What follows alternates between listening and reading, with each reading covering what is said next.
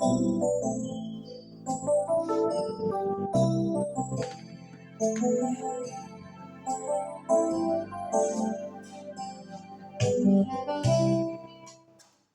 you. We want to continue with the subject. The matter is gradually unfolding and becoming clearer. Prayer, faith, and all. Anything you do without faith is sin. Romans chapter 14, you can read it there. Now I want to look at, you know, the battle, your prayer as against your authority. What is the difference? And why do people like to pray to kill fellow human beings? Ephesians chapter 6, verse 10. Finally, my brethren, be strong in the Lord and in the power of his might. Put on the whole armor of God, that ye may be able to stand against the wiles of the devil. For we wrestle not. So he didn't say put on the armor and fight. You put on the armor, and after you have put on the whole armor, you stand. What you don't understand, that this battle, spiritual battle, is a battle between God and the devil. It's not between you and man and another man. Authority is not about who rules over another, over who. For we wrestle not against flesh and blood. Now, if you want to pray for your fellow human to die, that's killing. And people say, oh, God killed in the Old Testament. Show me. Our God is not a killer. The Old Testament is a template, a shadow, our schoolmaster leading us to Christ. And when Christ comes in Matthew chapter 5 and says that you heard them say, love your neighbor, Matthew 5:44, and hate your enemy. But I tell you, love them that persecute you and pray for them. Everything that was written in the old was written about him. And he has come in the fullness to fulfill what was written. And he is telling you that I am presenting to you the accurate temple of heaven that you are supposed to love. Why would you want to kill? When the scripture is telling the battle is not about against flesh and blood. It's not about human beings, but against powers, principalities, rulers of the darkness of this world, against spiritual wickedness in high places.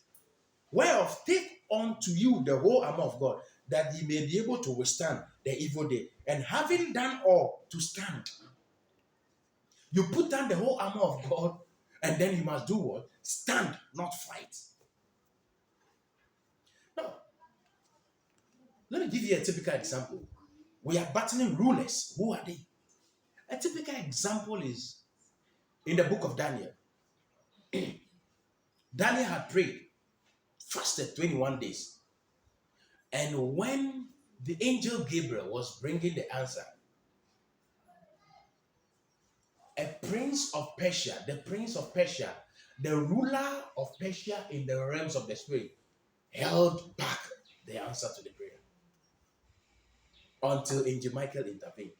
That is the ruler, a spiritual force. So the battle against spiritual forces. No, so why do you attempt to pray wicked prayers so your neighbor will die?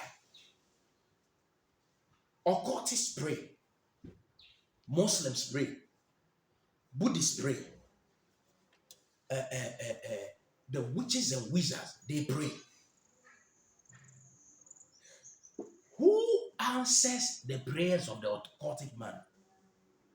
The devil comes to kill, steal, and to destroy. That is his ministry. So when you attempt to kill, steal, and destroy, you are doing the ministry of the devil.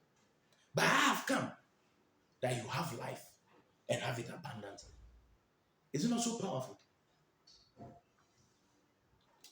The battle is between God and angels who have become demons. I will explain. But you need to look at this thing carefully. For instance, let's look at what happened in the book of Luke chapter 9.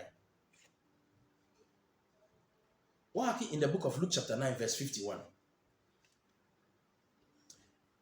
And it came to pass when the time was come that he should be received up, he steadfastly set his face to go to Jerusalem and sent messengers before his face.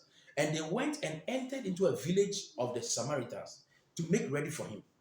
And they did not receive him because his face was as though he would go to Jerusalem. And when his disciples, James and John, saw this, they said, Lord, listen carefully, would thou that we command fire to come down from heaven and consume them, even as Elijah did? So Elijah called fire to kill people. And the disciples of Jesus are saying, just like Elijah did, there's an element of the old.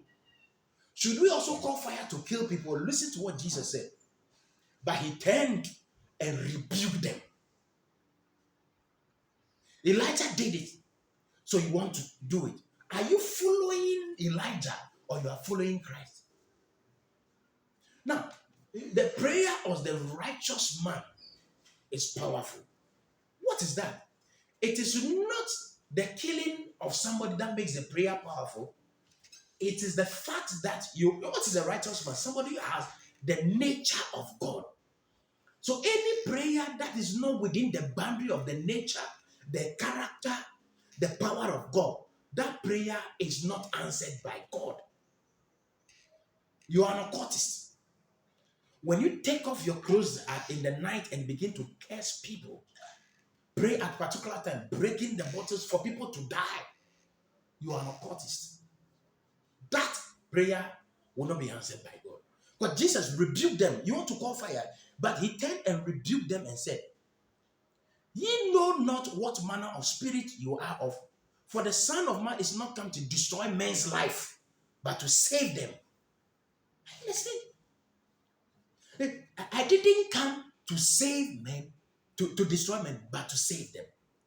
You as a child of God, you are supposed to go out there and bring unbelievers into the family of God. Speak the word of salvation.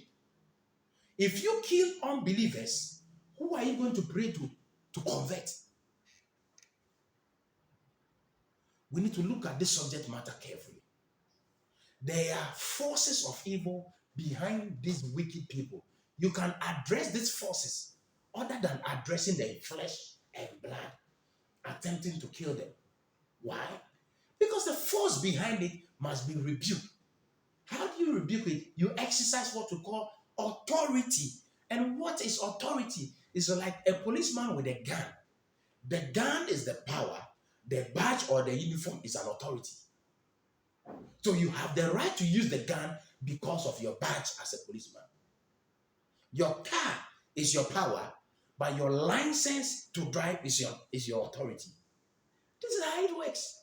So as a child of God, your power is the word, your power is the spirit inside you, but you have the right to use the power. What is that authority? You are born again and you are part of the family of God.